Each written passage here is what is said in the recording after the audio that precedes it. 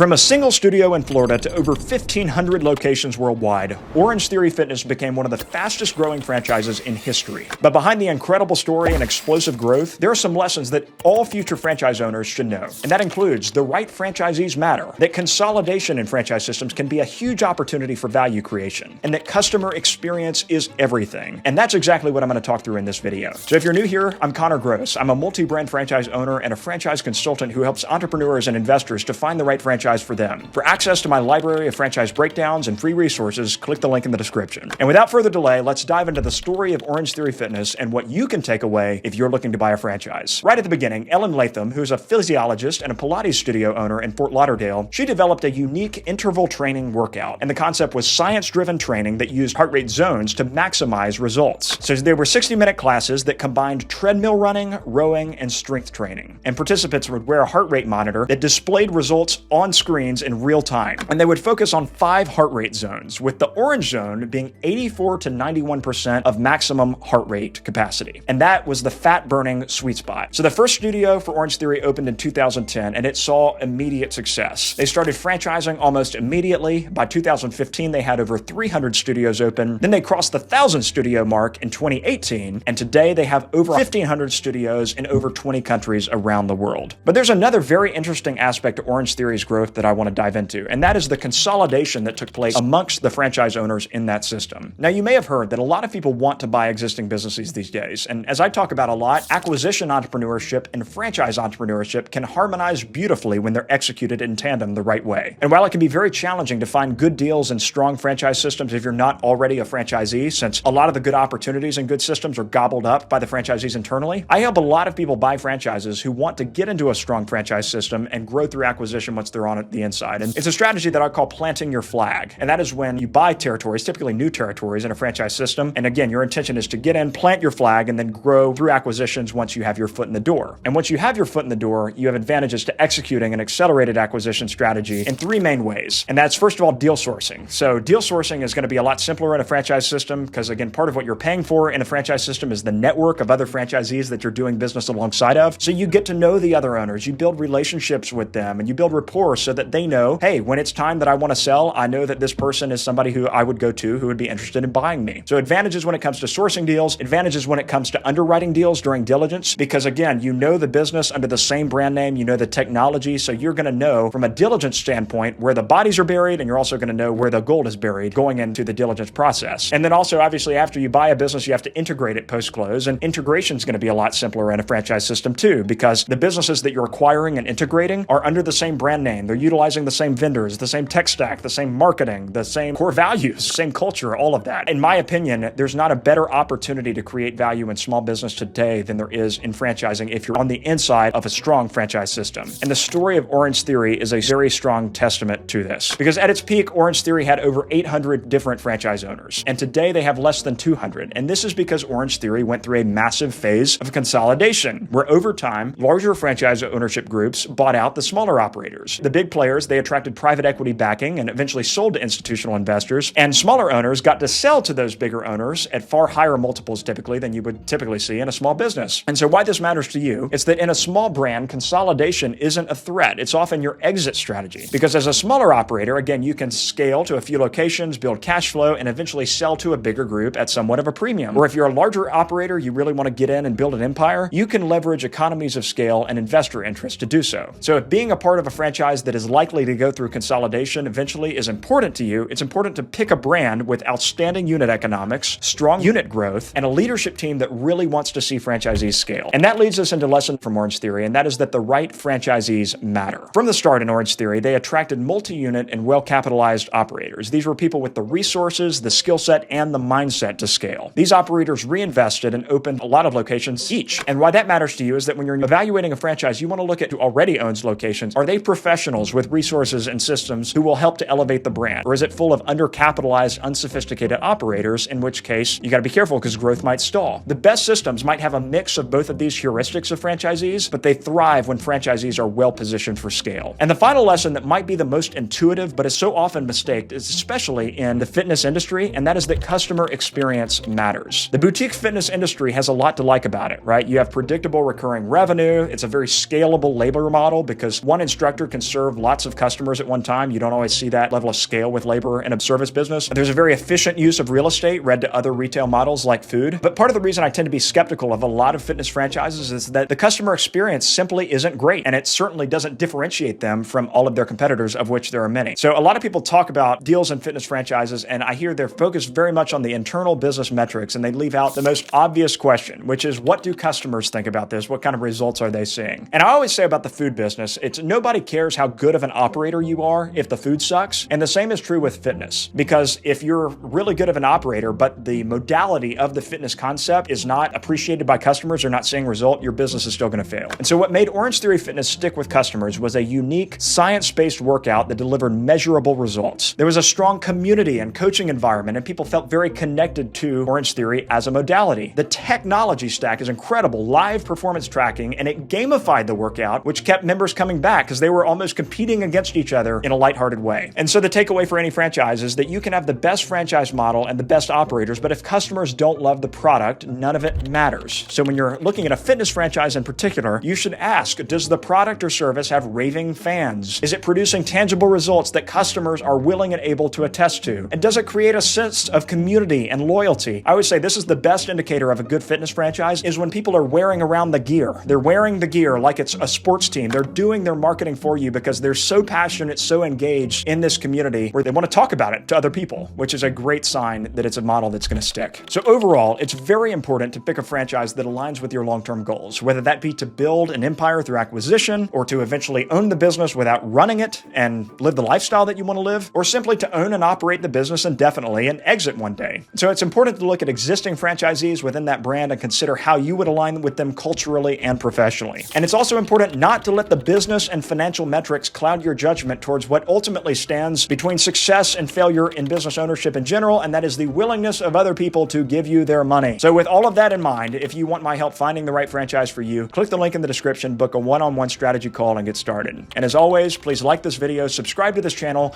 and drop a comment letting me know what franchise you would like to hear about next.